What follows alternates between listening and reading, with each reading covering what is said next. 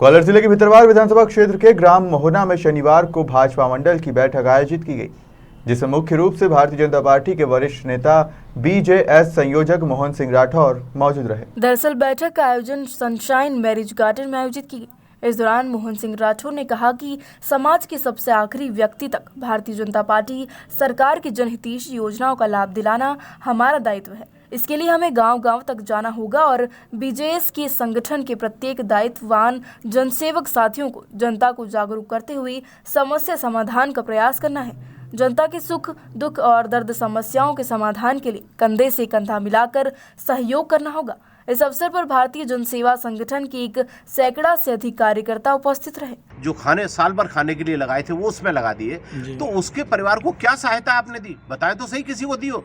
Sir, जो आरोप प्रत्यारोप आप लोगों के चल रहे हैं उसमें वो ये कहते हैं कि आपके पास सिंधिया जी की गुलामी के अलावा कुछ नहीं है, तो आप क्या जवाब में कहना चाहेंगे? श्रीमंत महाराज ज्योतिरादित्य सिंधिया जी हमारे परिवार के मुखिया हैं जी, हमारे नेता हैं।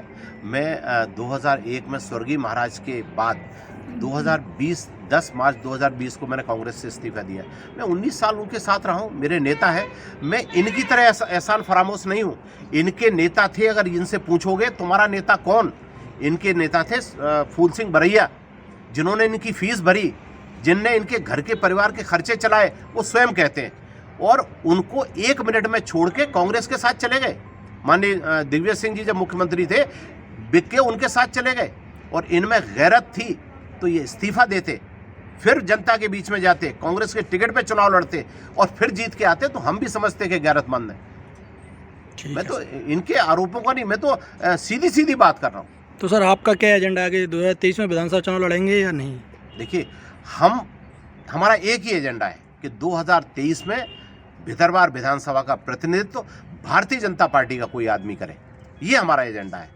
और बाकी अब कौन चुनाव लड़ेगा, किसको टिकट मिलेगा, ये हमारा वरिष्ठ नेतृत्व है। माननीय मुख्यमंत्री जी हैं, हम प्रदेश अध्यक्ष BD शर्मा साहब हैं, और हमारे पूरा श्रीमंत ज्योतिरादित्य सिंधिया जी हैं, बड़े नेता हैं। ये तय करेंगे किसको जिम्मेदारी मिले। लेकिन हम जनता की समस्याओं में, जनता की परेशानियों में रात दिन खड़े रहें, ये हमारा दायित्व है।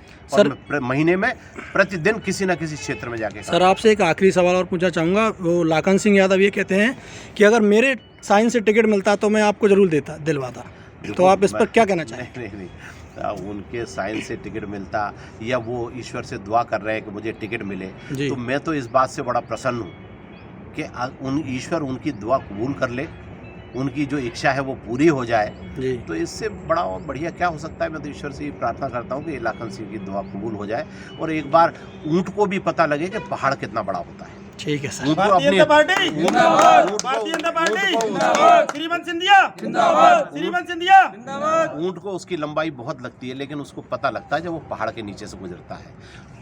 और दूसरी बात मैं कहना चाहता हूँ, मैं गांव में पूछता हूँ कि इन्होंने विकास नहीं कराया, इन्होंने किसी प्रकार से कोई काम नहीं किया, ये चुनाव कैसे जीतते हैं? तो लोगों का एक ही कहना रहता है कि हमने तो श्रीमंत ज्योतिरादित्य सिंधिया जी को देखकर वोट दिया था, उनको वोट दिया था। इस बार पहला चुनाव होगा जब 2023 का, जो सिंधिया जी की छत्र छाया से बाहर होकर ये चुनाव लड़ेंगे। इनको अपना भी समझ में आ जाएगा, अपना विकास भी समझ में आ जाएगा। समय सबका जवाब देगा।